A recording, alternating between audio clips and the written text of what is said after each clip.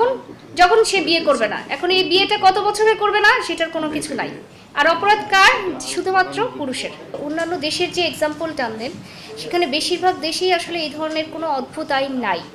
এবং ইন্ডিয়াতে Naim versus state এই মামলাটাই বলা হয়েছে যে সেখানে সেই মামলাটার ঘটনাটা এরকম যে একজন বিবাহিতা নারীকে মামলা করেন যে বিয়ের প্রলোভনে, আরেকজন ছেলের বিরুদ্ধে মামলা করেন যে তিনি বিয়ের প্রলোভনে তাকে ধর্ষণ করেছে এবং পরবর্তীতে ওই নারী প্রেগনেন্ট হয়ে যায়। তো প্রথমে ওই পুরুষের 10 বছরের শাস্তি হয়, হাইকোর্ট সেটা কমিয়ে 7 বছর করে, কিন্তু সুপ্রিম কোর্ট বলেন যে এটা আসলে কোনো ধর্ষণ নয়, যেহেতু ওই মেয়েটা নিজেই প্রাপ্তবয়স্ক ছিল এবং নিজে অনৈতিক সম্পর্কে নিজের ইচ্ছায় জড়িয়েছেন, অতএব এটা কোনো ধর্ষণ নয়। শুধুমাত্র ওই যে শিশুটা তার ভরণ পোষণের বিষয়ে আদালত আদেশ দেয়। তো এটা হচ্ছে আমাদের পার্শ্ববর্তী দেশের এক্সাম্পল।